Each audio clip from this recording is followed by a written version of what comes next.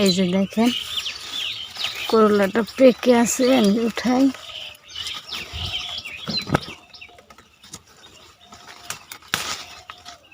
এই দেখেন, এই যে ভাই বোনেরা দেখেন, এখানেও একটা পেকে আছে। এই বাবা, এটা কিরকম হয়েছে! এই যে দেখেন, দেখেন এখানে পেকে আছে, এটা উঠাই।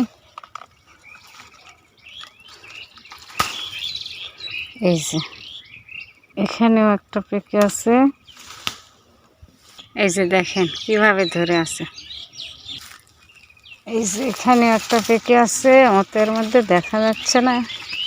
তো ভাই বোনেরা, আমার ভিডিওটা ভালো লাগলে একটু ফলো দিবেন,